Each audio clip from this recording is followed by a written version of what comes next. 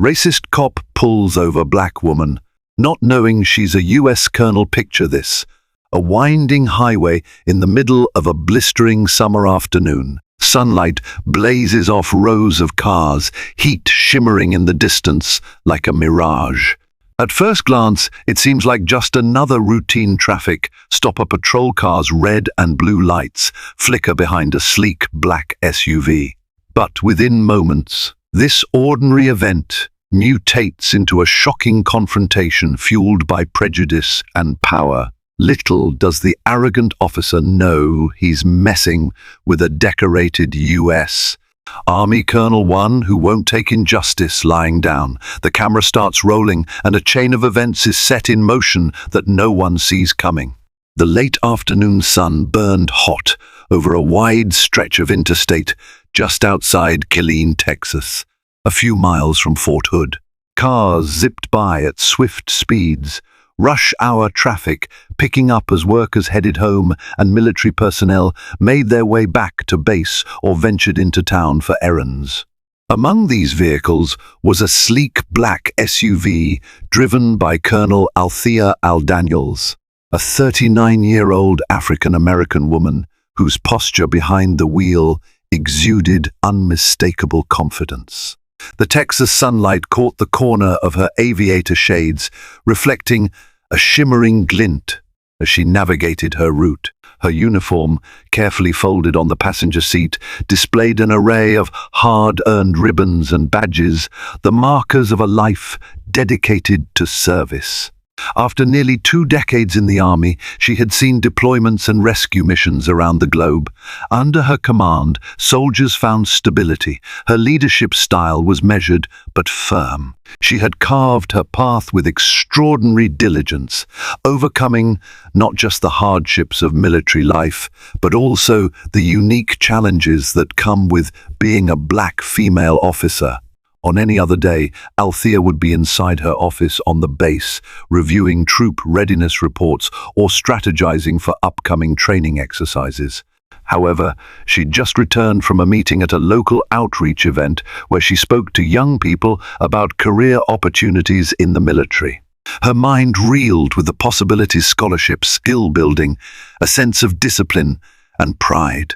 She knew the power of shining a light on new horizons for kids, particularly those from disadvantaged backgrounds. She'd once been one of them, after all. As the exit for Fort Hood came into view, Colonel Daniels considered how to spend her evening. Maybe she'd finally catch up on the last letter from her father, who was stationed overseas for many years himself before retiring. He'd always encouraged her to climb every rank possible. Maybe she'd unwind in the lounge with her fellow officers, sharing a laugh or two. She reached for the air conditioning dial, turning up the cool air to fend off the merciless Texas heat. Suddenly, in the rear-view mirror, she noticed the telltale flash of blue and red lights. A local police cruiser tailed her SUV. She felt an uneasy twist in her stomach. She glanced at her speedometer. She was within the limit and double-checked her seatbelt, lights, everything. No apparent violation. Still, those lights demanded compliance, and as a proud officer who believed in the rule of law, she signaled to change lanes and pulled over onto the shoulder. "License and registration," came the voice before Althea could even roll her window down fully. The officer wore dark sunglasses and had his hand resting conspicuously on his sidearm. His stance was rigid, face hardened. The name on his badge read Officer Bradley Harrington. Althea sensed his hostility almost immediately. There was an edge in his voice that sounded far more aggressive than standard procedure. She removed her sunglasses to meet his gaze, though he remained shielded behind his mirrored lenses. "Good afternoon, officer. May I ask why I'm being pulled over?" Her voice was polite but firm. She was used to handling tense situations, and in the military, clarity mattered. Despite the swirl of suspicion and confusion, she aimed to maintain her composure. "Step out of the car, ma'am," he said, ignoring her question. The line of cars whizzing by on the interstate made it hard to hear, but Althea caught his words well enough and noticed they lacked any basic courtesy. Harrington's hand remained on his holster, a clear message that he was poised to escalate this. Althea repeated herself, "Officer, I'm happy to show you my license and registration. Can you please tell me why I've been stopped?" She handed over her documents, and Officer Harrington snatched them, glancing quickly before barking, "Step out of the vehicle." Her insides churned with anger. This was not protocol. She had been polite, had done nothing wrong, and provided all required documentation. Yet, she was fully aware that as a black woman on a lonely stretch of highway, challenging an officer's authority, no matter how politely, could escalate matters quickly. But it was also her duty to uphold justice, to stand firm against intimidation, whether in a war zone or on a Texas highway. Reluctantly, she unbuckled her seatbelt and pushed open the car door. She stood tall, even though the officer towered a few inches above her. Her father's words echoed in her head, "Always stand your ground with dignity." She prayed it wouldn't come to a life or death standoff. She also hoped that by maintaining her calm, she could diffuse the situation. "I need you to place your hands on the hood, ma'am," Officer Harrington ordered. A prickly tension hung in the air. His eyes flicked towards passing traffic, then back to Althea, as though suspecting an ambush or an excuse to claim she was resisting. She complied, posture straight, jaw set. Over the years, she had endured her share of discrimination, subtle and blatant. However, this encounter felt particularly brazen. The distant roar of engines blurred into background noise as the officer patted her down, a routine that, under normal conditions, might have been simply humiliating. But there was something else in his attitude, an evident hostility. She recalled the stories of innocent civilians harmed during routine stops. The weight of that knowledge settled heavily in her gut. After an unnecessarily forceful pat-down, Officer Harrington barked, "Why are you in such a hurry? You think you can blast through my town without consequences?" He spouted those words like a man who believed he had total authority. Althea kept her anger in check, focusing on even breathing, not wanting to give him any excuse to claim threatening behavior. "I wasn't speeding, officer. My speedometer was under the limit." "You calling me a liar?" he snapped. He stepped closer, intimidation etched into his features. "We don't like your type tearing down our roads." Althea felt her heartbeat spike. "Your type." The words sliced through the thick air with a vicious undertone. One part of her wanted to shout, to confront him for his bigotry, but her training in crisis situations urged her to remain level-headed. She forced herself to breathe slowly, forcing each breath to keep her from lashing out. With her hands still on the hood of the SUV, she spoke calmly, "Officer, the first respect law enforcement. But I'm not violating any laws. I have a duty to be at Fort Hood for official business." A flicker of something crossed Harrington's face, maybe surprise. The mention of Fort Hood had unsettled him. "Official business? Are you in the army?" he asked, suspicion lacing every syllable. "Yes, I'm Colonel Althea Daniels, USARMY. She gestured to her folded uniform on the passenger seat. "I have my military ID if you want to see it."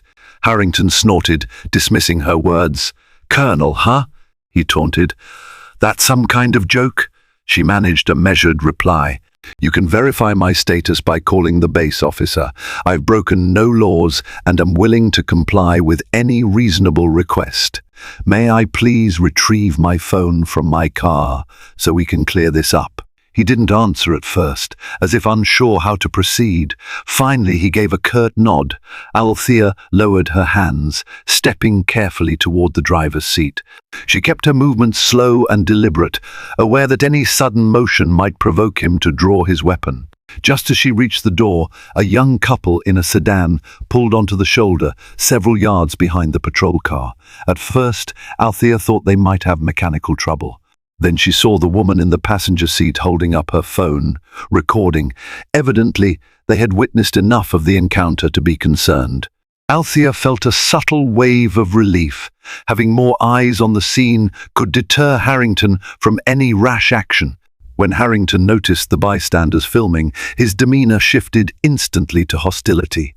He pointed at them. "Keep moving or you'll be arrested for interfering with police business." The couple didn't budge. The man behind the wheel rolled down his window slightly. "We're just making sure everything's okay," he said, loud enough for them to hear over the roar of passing trucks.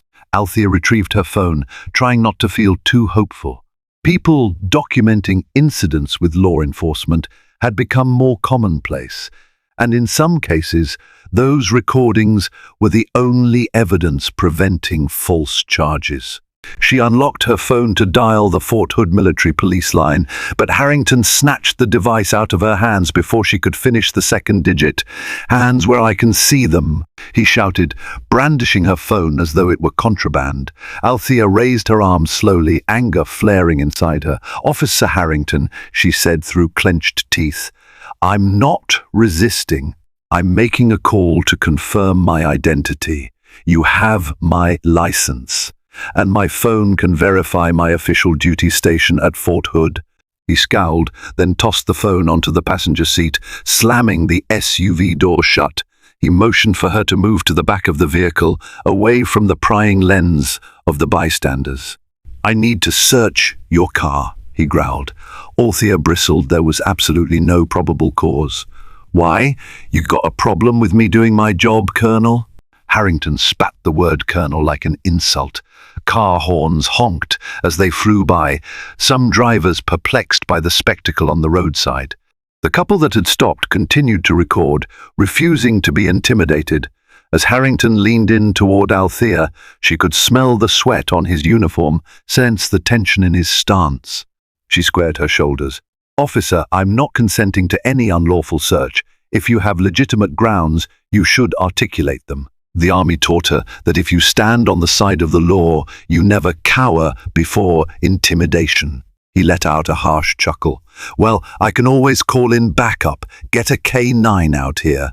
"Something tells me we'll find a reason." Althea's jaw tightened. She looked behind her shoulder at the couple. That camera phone was still rolling, capturing every moment. This situation wasn't just about her now, it was about a systemic problem many people faced. She resolved to remain composed but insistent on her rights. "Please, do call your supervisor," she said. "I want this cleared up properly." That suggestion seemed to enrage Harrington further. He stepped away abruptly and radioed in something. Althea couldn't catch every word over the drone of passing vehicles, but she heard snippets: suspicious driver, possible contraband, resisting. Her nerves buzzed. He was twisting the situation, labeling her as resisting. This was exactly the kind of scenario that could spiral if not recorded or witnessed. Another wave of relief welled in her chest, grateful for the watchful couple behind them. While waiting for backup, Althea's mind floated to a memory of her father's stern lectures. He had served in the Gulf War, had faced his own share of racism within the ranks, but always told her that real power lay in controlling one's reactions. "We never let them break our discipline," he'd say. "They expect you to snap, to give them a reason." So she didn't snap. She spoke clearly. "Officer Harrington, if your backup arrives, they can confirm I am Colonel Althea Daniels and I have done nothing wrong. We can handle this professionally for both our sakes." His lip curled in disdain. "Don't lecture me, lady. Colonel or not, you're just another motorist on my highway." She held back the swirl of anger. She refused to let him define her. When Harrington turned away to glare at the onlookers, Althea quietly retrieved her phone from inside her passenger seat. She tapped a quick text to her contact on Fort Hood, a friend in the military police, and sent a location pin. She prayed the message went through before Harrington noticed. The text read simply, "Traffic stop on I-14. Potential escalation. Need verification. 15 tense minutes past." Harrington loomed near Althea, occasionally glancing at the onlookers, recording everything. Sweat trickled down her brow in the heat, her adrenaline still coursing. Finally, 2 more patrol cars arrived, lights flashing. Out stepped Officer Lucy Diaz and Sergeant Alan Brooks, both from the same local department. Diaz took in the scene quickly. She exchanged looks with Harrington, who launched into his explanation before anyone else could speak. I pulled this woman over for speeding and suspicious behavior. She's resisting a search. Claims she's some big shot, Colonel. He waved a dismissive hand at Althea. Sergeant Brooks gave Althea a once-over, noticing the uniform on her seat. Ma'am, do you have ID confirming your rank and station? Althea nodded calmly. She retrieved her wallet from her back pocket, moving slowly. Inside was her CAC Common Access card, identifying her as Colonel Althea Daniels, USARMY. She handed it over. Brooks examined it carefully, then handed it to Officer Diaz. Everything looks legit, Diaz murmured. Brooks nodded. He cleared his throat, the tension thick around them. Officer Harrington, have you run her license yet? Brooks asked pointedly. Harrington shrugged, rummaging in his cruiser for the plastic license he had seized. He muttered something about to and slid into his seat. The entire situation might have been resolved much sooner if he'd just followed standard procedure.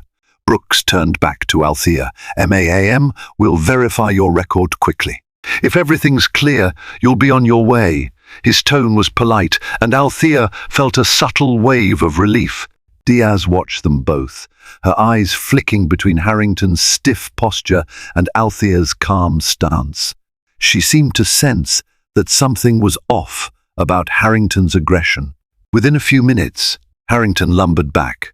No outstanding warrants, he muttered, sounding almost disappointed. She's a colonel, apparently. The last part dripped with contempt. Just as it appeared the matter might wrap up, an unexpected vehicle rolled onto the shoulder, a black SUV with tinted windows, sporting government plates.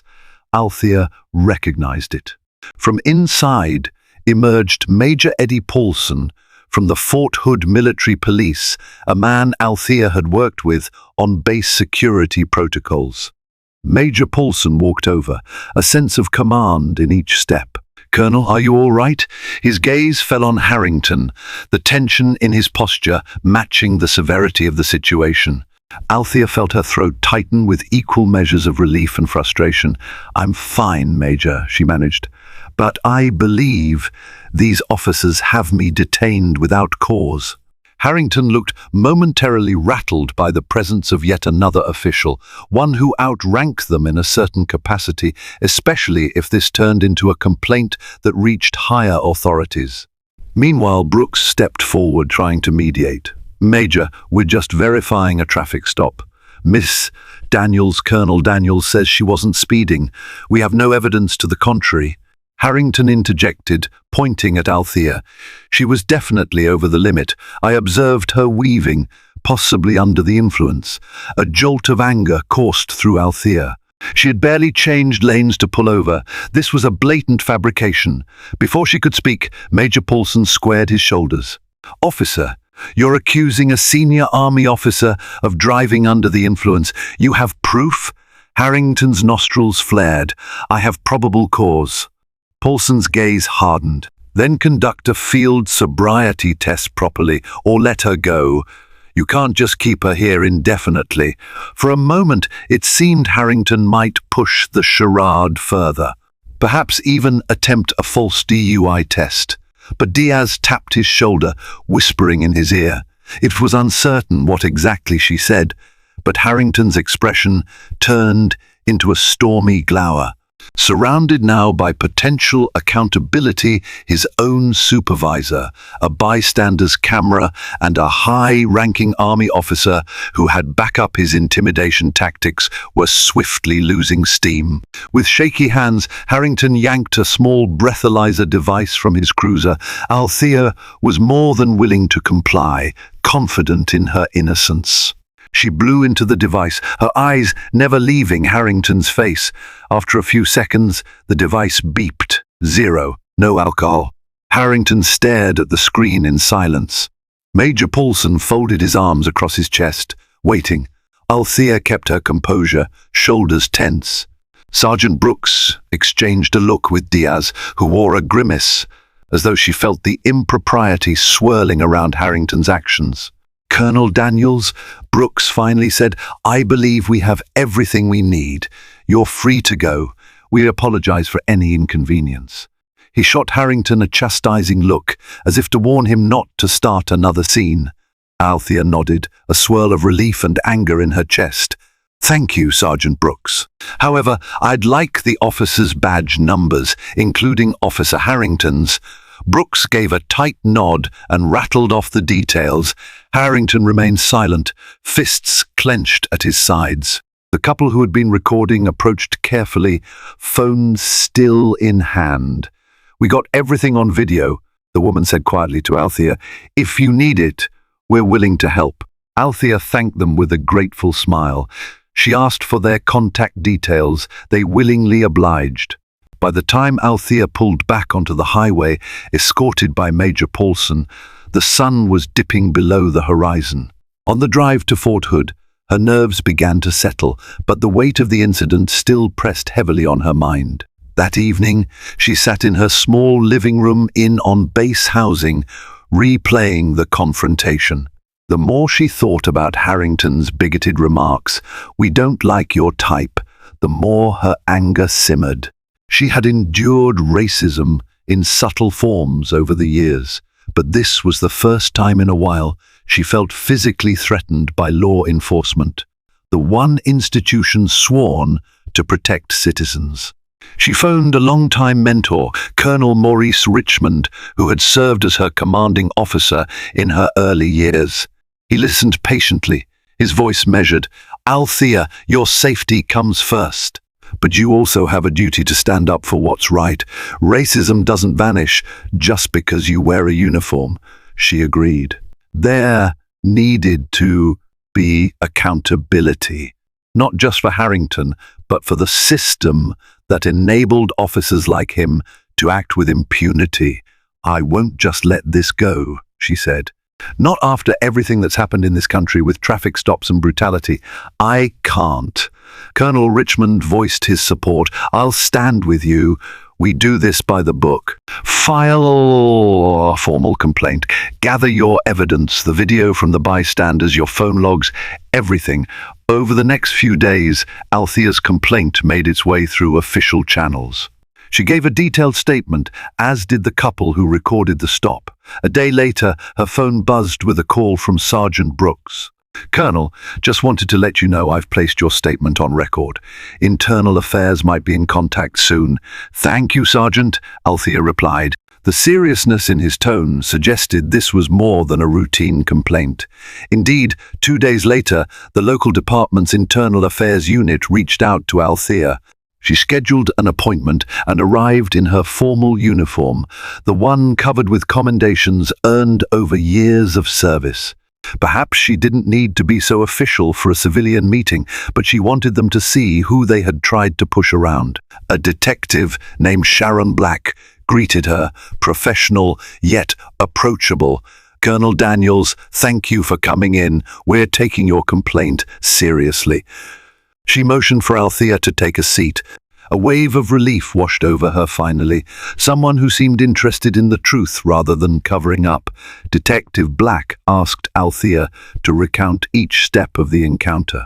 Althea described the intimidation, the refusal to explain why she was stopped, the unlawful search threat, Harrington's bigoted statements. The detective's brow furrowed, her pen scraping rapidly over a notepad. When Althea mentioned the witness's video, Detective Black perked up. "Could we get a copy of that?" Althea nodded. "Yes, I'll forward it. I also have a text record to the base during the incident." Detective Black exhaled slowly. "I won't lie to you, Colonel. This officer has had prior complaints. Racial bias." Althea ventured, though she wasn't entirely surprised. Black pursed her lips. "He's been accused of using excessive force, particularly against people of color. But nothing stuck, lack of evidence or contradictory statements. This time, with your rank and the clear evidence, well, it's different." Althea felt a swirl of sadness and anger. How many other people had been harassed by Harrington but lacked the privilege or rank to fight back? "I see," was all she managed. In the following weeks, the local news picked up the story. A reporter from KWTX in Waco called Althea, requesting an interview. Initially, she was hesitant public scrutiny could complicate her military responsibilities. But after conferring with her superiors, she decided it was worth sharing her experience. She hoped it might serve as a catalyst for deeper reforms.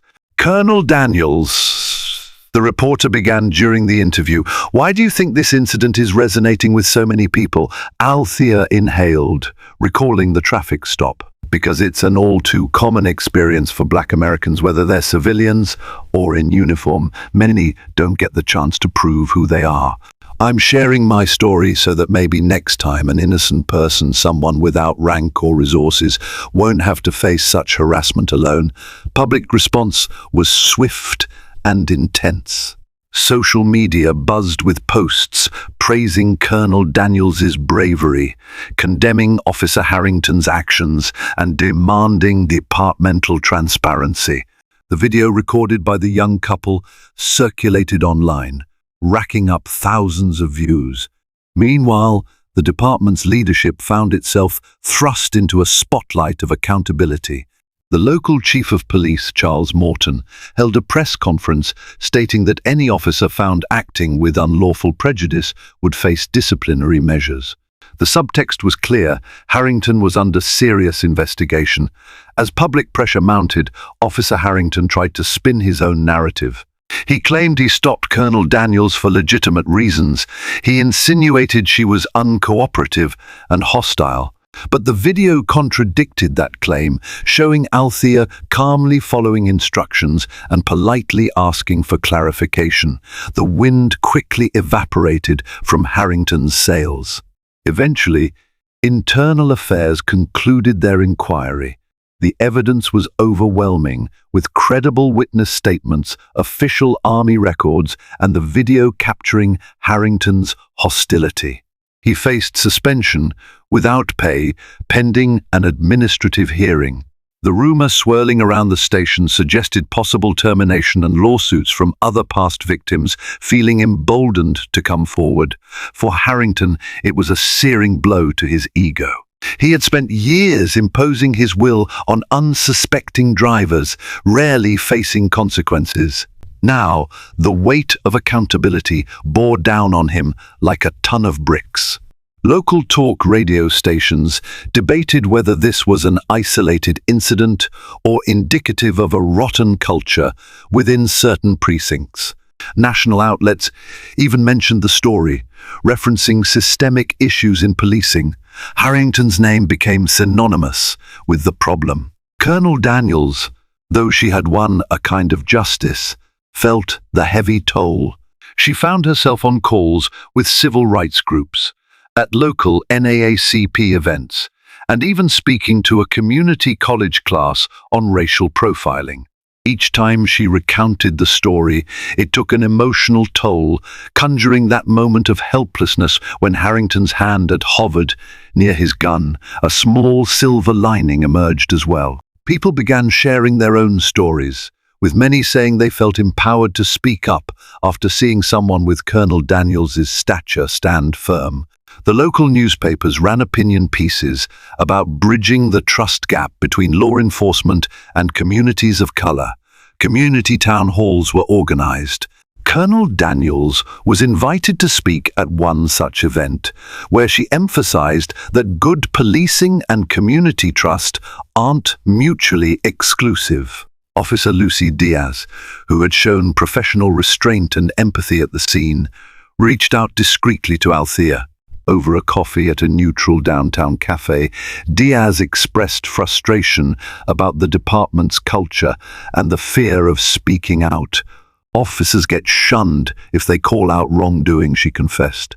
But I signed up to protect and serve, not intimidate. Althea nodded. Standing by, silently, when injustices happen undercuts what policing is all about. It's never easy to speak up, but it's necessary. Diaz's eyes brimmed with tears.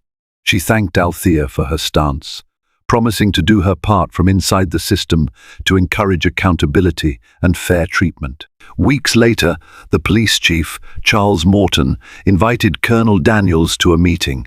She entered the municipal building wearing her duty uniform, wanting to convey both respect and the seriousness of her position. Morton met her in a conference room, accompanied by Sergeant Brooks and a couple of community leaders. After introductions, Morton cleared his throat.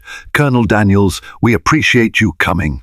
I want to personally apologize for how you were treated by one of my officers." He paused, sincerity in his tone.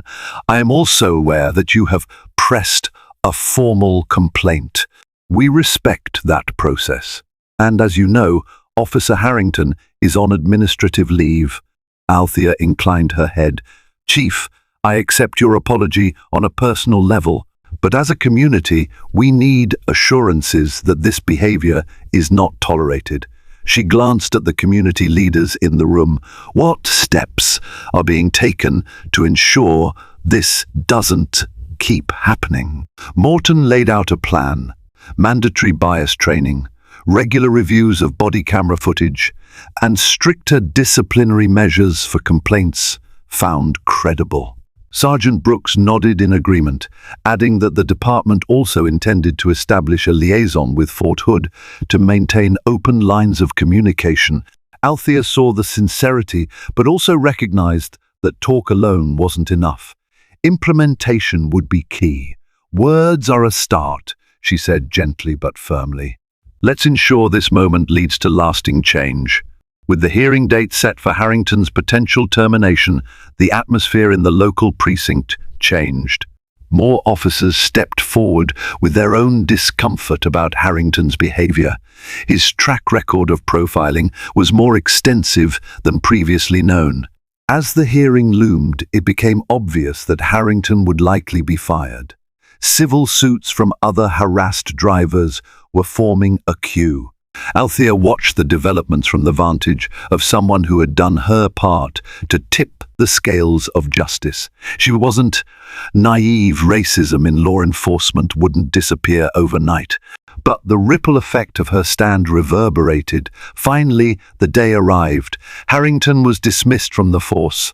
Local news reported that he left the station in a fury, refusing to speak to reporters.